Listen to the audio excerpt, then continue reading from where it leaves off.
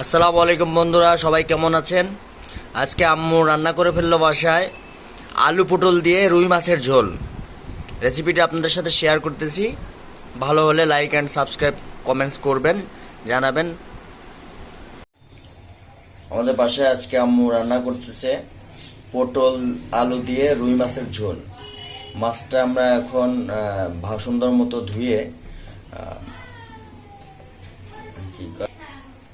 হলুদ আর লবণ দিয়ে সুন্দর মতো মাখিয়ে নিয়েছি। এখন আমরা এটা ভাজবো।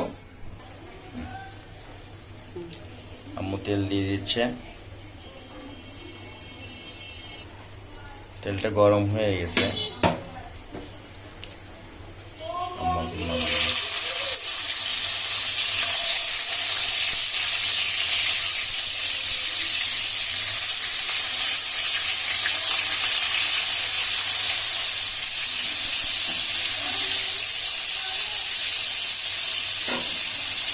মাছটা সুন্দর মতো ভেজে নিতে হবে।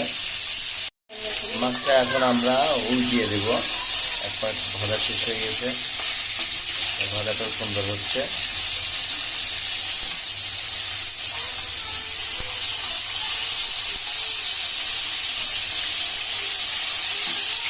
রান্নাটা কেমন লাগছে আপনারা কিন্তু জানাবেন, কমেন্টসে জানাবেন।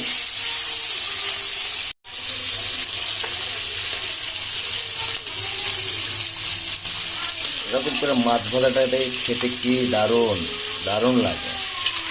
মাছ ভাজাটা, মাছটা খুব সুন্দর করে একদম ভাজা হয়ে গেছে, খুব সুন্দর লাগতেছে। এখন মাছটা আমরা তুলে নিব।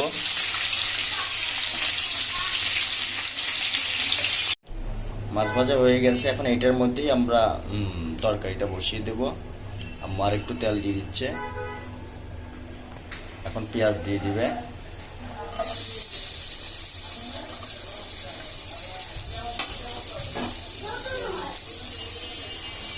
পেঁয়াজটা একটু নেড়ে চেড়ে ভেজে নিতে হবে। পেঁয়াজটা কিন্তু ভালো মতো ভেজে নিতে হবে। আম্মু এখন এটার ভিতর কি মশলা দিবেন? মিক্স মশলা, আদা, মিক্সড মশলা, মিক্স মশলা, আদা, রসুন, জিরে।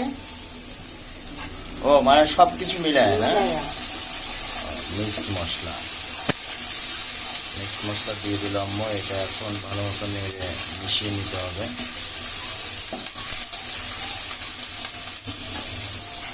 মশলাটা কষানো হয়ে গেছে। এর ভিতরে এখন আম্মু দিয়ে দিবে মরিচের গুঁড়া 1 চামচ, হলুদের গুঁড়া 1 চামচ, লবণ দিয়ে দিল 1 চামচ।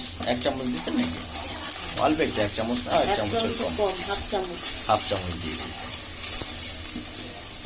এখানে একটু পানি দিয়ে, এখানে একটু পানি মিক্স করে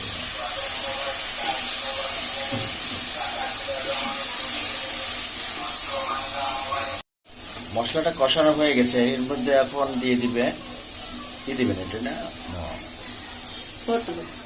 পটল আলু।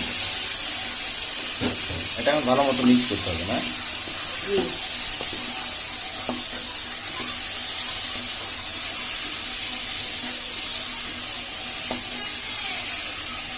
পানি অ্যাড করে দিয়েছি আমরা।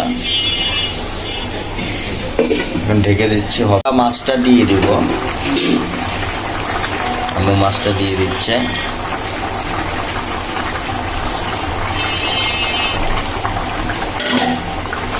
আর কিছু দিবেন? একটু ভাজা মশলা দিবে। আর একটু ভাজা মশলা দিবে।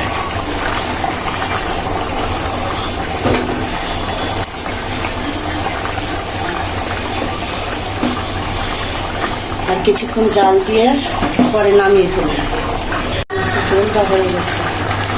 ওদের তরকারি একটা এখন হয়ে গেছে। এখন আমরা তরকারিটা নামিয়ে নিব।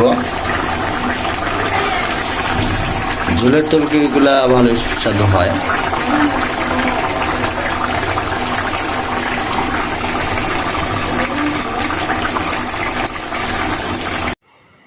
দেখেন আপনারা মাছটা কি দারুণ দেখাচ্ছে।